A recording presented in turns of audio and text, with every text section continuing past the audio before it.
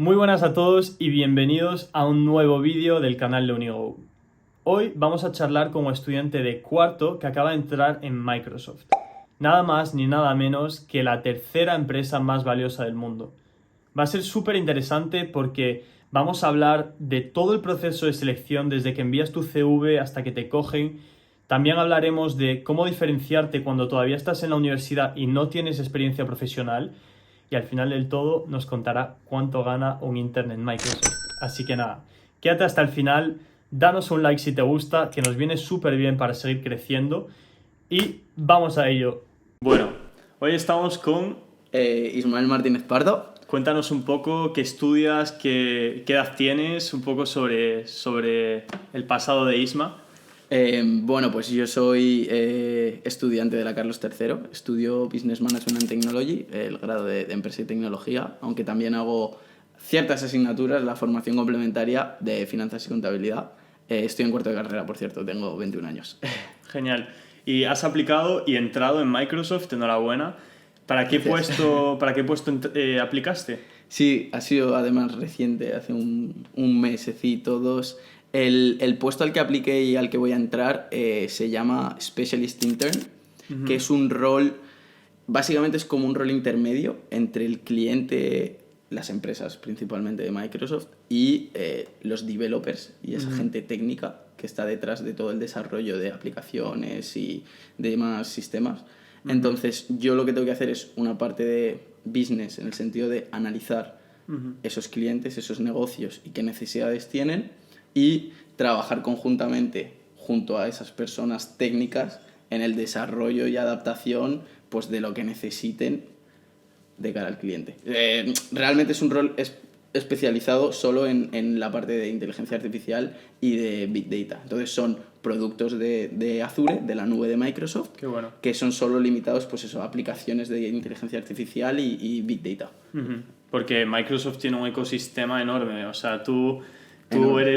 eres un lover de Microsoft y, bueno, o sea, yo creo que en el día a día todos utilizamos Microsoft de una manera o de otra, ya sea por Windows, Microsoft, Excel, Skype, o sea, tiene un montón de LinkedIn, la Xbox, o sea, tienes, sí, tienes, la Xbox, de verdad. tienes todo, tienes un montón Qué de bueno, productos. Entonces, qué bueno.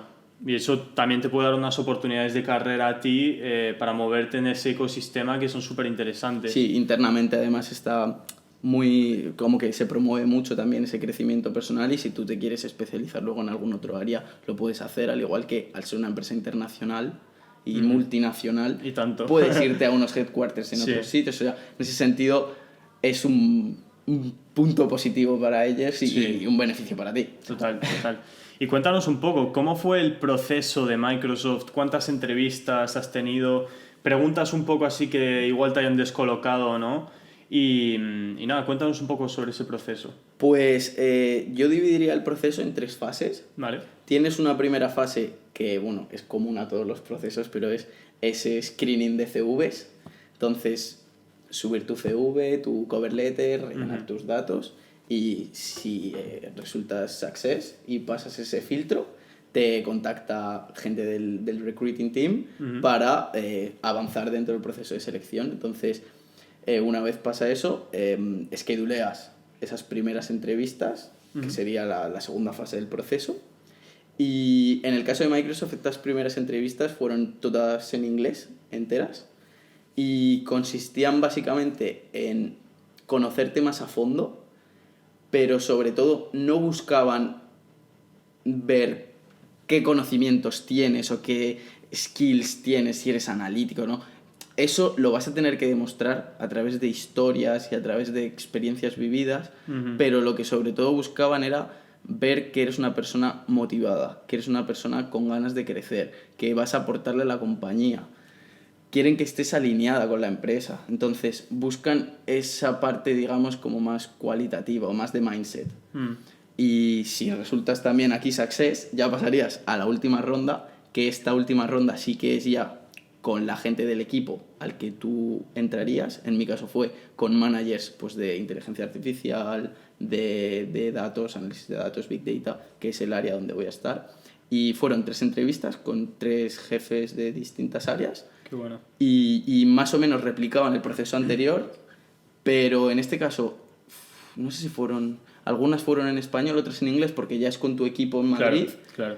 Pero vamos, se replicaba el formato de la entrevista en el sentido de introducción personal y comentar ese tipo de historias tratando de enfocarlas al mindset. Qué bueno, joder, qué bueno.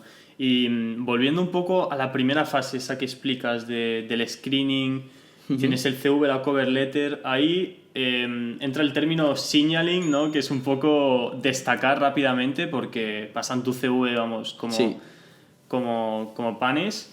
Y ahí, ¿qué dirías que tienes que diferenciarte? ¿Cómo tienes que enfocar ese CV para llamar la atención? Justo, es lo que decíamos, o sea, un recruiter tiene 1 minuto aproximadamente para ver tu CV y considerar si vas a seguir dentro del proceso o si te van a descartar. Entonces tú en tu CV tienes que reflejar al máximo todo lo que consideres importante y que te pueda diferenciar, pero además de forma muy simple, porque es lo que decimos, hay tiempo limitado. Total. Entonces, yo diría eso, que te tienes que limitar mucho y hacerlo súper simple y solo enfocado a lo importante.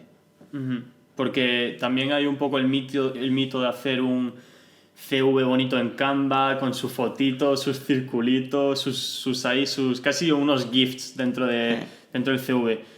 Pero esto ya no es así. También me hablabas de adaptarlo a la industria a la que te metas.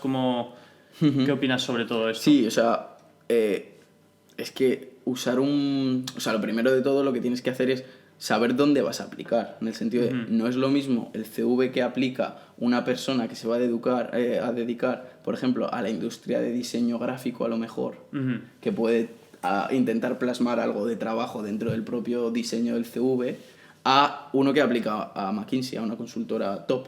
O sea, no es lo mismo. Entonces, lo primero de todo es tener claro el modelo de CV que tienes que hacer y que tienes que seguir. Y una vez eso, es dividirlo en los distintos apartados que tengas y coger únicamente los factores que te vayan a diferenciar y que puedan hacer ese signaling dentro de tu currículum. Total, qué bueno.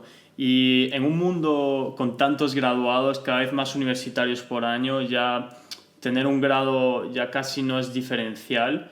¿Qué dirías que a ti te diferencia como estudiante de 4º grado que no tiene experiencia profesional como tal? Sí, o sea, la universidad se ha convertido en un trámite al que va todo el mundo. Muy de acuerdo. Esa titulitis en la sociedad incrustada, entonces prácticamente todo el mundo pasa por la universidad, prácticamente todo el mundo acaba con un mismo background académico, entonces en ese aspecto tú no te vas a diferenciar del resto. ¿Qué tienes que hacer para diferenciarte? Esos factores externos a la universidad, esas cosas que te permitan a ti salirte de la norma y destacar. En mi caso, yo desde antes de entrar a la universidad, durante bachillerato, ya empezó a picarme la curiosidad en formarme en otras cosas porque yo veía que realmente no aprendía como tal porque el modelo educativo es empollar y vomitar en un examen. Entonces empecé a interesarme por distintas áreas, desde finanzas e inversión, me gustaba mucho la historia, me gustó el fitness, la nutrición, la tecnología. O sea, yo cogí 3, 4 campos en los que me llamaba la atención, en donde yo me quería profesionalizar y quería aprender más, y con todas las herramientas que tenemos en internet, libros, charlas de gente, podcast, incluso contactar. Tienes redes sociales, LinkedIn, contactas a alguien que es una bacha en eso y le pides consejos, le pides cómo comenzar a formarte ahí. Entonces, haciendo eso en las industrias es como yo comencé a formarme en otro tipo de ámbitos que luego resulta que tienen un efecto bastante positivo en ti a nivel de crear modelos mentales y poder aplicar conocimiento de unas áreas en otros, y que te dan esa diferenciación a la hora de, pues, por ejemplo, estar hablando en una entrevista, que te comenten algo sobre Azure y decir que ya lo sabes o que ya has trabajado con ello. Entonces, yo creo que eso te diferencia bastante.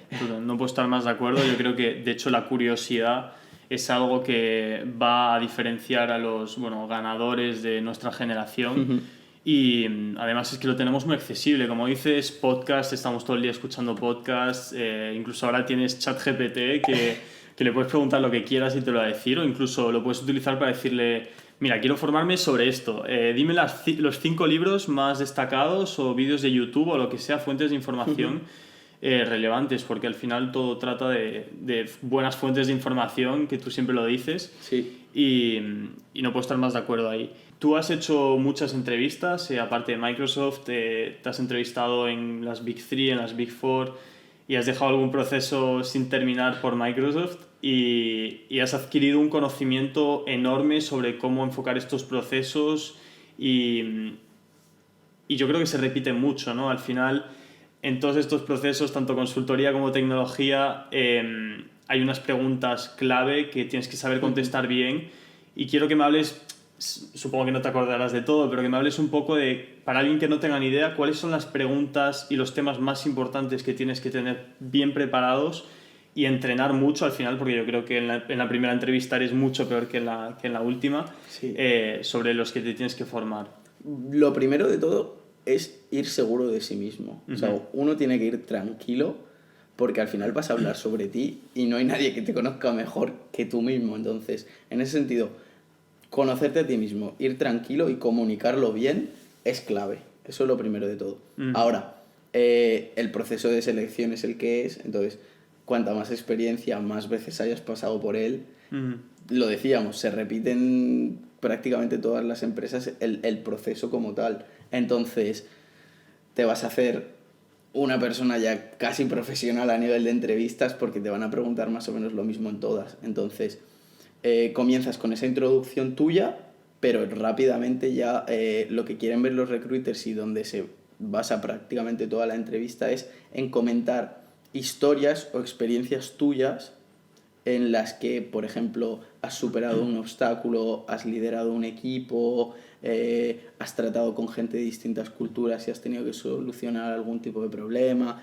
Son ese tipo de experiencias en las que tienes que demostrar tanto tus soft skills como ese mindset que van buscando y plasmarlo bien. Entonces se combina todo, tanto esa parte comunicativa y de tranquilidad como de plasmar esas soft skills y ese mindset. Entonces es como un mix de todo ello, lo que yo creo que es la fórmula para ser success en las entrevistas. Total. Aquí tenemos a alguien que sí que es muy success en las entrevistas. Siempre las historias reales, no os inventéis historias porque eso se nota. Sí, eso es verdad. Los recruiters yo creo que escuchan a 500 personas por semana inventándose historias. Eso es cierto. Y nada, vamos a entrar ya en la parte final de la entrevista. Te voy a hacer 3 preguntas rápidas, que es, uno, ¿crees que las notas influyen en empresas como Microsoft? Es decir, ¿necesitas buenas notas para entrar en Microsoft? Depende. Es que depende. Por ejemplo, si entras por, digamos, un proceso ordinario, el primer filtro que hemos hablado antes es el screening de CVs. Y en el screening de CVs, hoy en día, yo creo que sigue basándose la meritocracia en un número. Yo creo. Entonces, si vas por un proceso ordinario, aplicas pues como aplica todo el mundo, esa primera fase sí que depende de las notas. Ahora, también puedes tener factores en el currículum, independientemente de las notas, que te diferencien mucho. Entonces, a lo mejor, con una nota más baja, puedes destacar más, porque tienes otros factores importantes. Entonces, en ese sentido, sí que tiene importancia, pero no. Y luego también está la otra posibilidad de no ir por un proceso ordinario, sino ser un crack. Imagínate, gente que no haya ido a la universidad, gente que no haya hecho estudios reglados, oficiales, pero que sean súper profesionales y se hayan formado en algo específico y sean muy buenos en ello. Imagínate, alguien que resuelve un hack o un bug de estos que puede tener Microsoft. Sí. Microsoft puede ficharle como talento y no necesita tener notas, porque ese tío ya demuestra, sin necesidad de un número, que vale para ello. Entonces, si consigues diferenciarte y ser muy bueno en algo, puedes entrar por otro tipo de procesos, entre comillas, sin necesidad de nota, pero a nivel general y de media, diría que sí. O sea, sí, menos para algunos outliers, ¿no? Exactamente. Bueno, genial. Inglés, ¿te han pedido un C1 de Cambridge, un C2? ¿Te han pedido algo o no? Eso es un mito y un miedo que todos los padres tienen, por lo que decíamos, porque hay una titulitis, pero hoy en día vamos, yo no quiero arruinar a Cambridge su negocio de exámenes, pero no lo necesitas, no necesitas ese título. Básicamente porque, como decíamos, las entrevistas son en inglés. Entonces, tener un título puede ser como mentir en las historias o como mentir en el CV. Total. Puede ser falso. Entonces, ellos lo que quieren es asegurarse de primera mano que tú tienes el nivel de inglés que buscan. Y te van a hacer la entrevista en inglés. Claro. Entonces, ¿de qué te sirve poner en el CV que tienes un C2 de Cambridge cuando no vas a hablar inglés bien? Es lo que te digo. Entonces, sí. es un mito que hoy en día ya no es necesario. Mientras tú sepas inglés, Claro. puedas demostrarlo, Perfecto. no es necesario. Me parece genial que sea así. Y vamos a la pregunta del millón. Puedes contestarme con un rango, no te quiero poner un compromiso, pero ¿cuánto gana un estudiante que entra en prácticas en Microsoft? Sí, de entrar de intern, de prácticas, cobras en torno a los 1.000 euros en Microsoft. Vale. Es cierto que hay otras empresas, Se ha mojado, otras tecnológicas que puede que paguen más, también las hay que pagan menos. Pero en ese sentido juegan con una ventaja, y es que estas empresas tier 1, estas empresas tan top, reciben una cantidad de demanda de gente que quiere entrar bastante superior a la oferta de trabajos que tienen. Totalmente. Entonces tienen cierto poder de negociación en ese sentido, pero por el otro lado, para captar talento también tienen que pagarlo. Sí. Entonces buscan el equilibrio, que yo creo que al final les compensa, pero suelen pagar bastante bien. Joder, genial. Pues nada, muchas gracias, Isma. La verdad es que has sido súper sincero, te has mojado hasta con la última pregunta. Y si queréis hablar con Isma, lo tenéis en Unigo. Si filtráis por Empresa y Tecnología, Universidad Carlos III de Madrid, está ahí Isma, que supongo que no tendrá problema en contestaros a dudas sobre Empresa y Tecnología, sobre Microsoft. Sobre cualquier cosa, o procesos de selección, o lo que yo pueda ayudar, y con mi escasa experiencia, contactarme, porque vamos, yo soy lo más accesible posible, y si estuviese en vuestro lugar haría lo mismo, y de hecho ya lo hago y lo seguiré haciendo, así que utilizar Unigo. Echarle cara. Sí, echarle cara. Y Unigo está para eso, o sea que...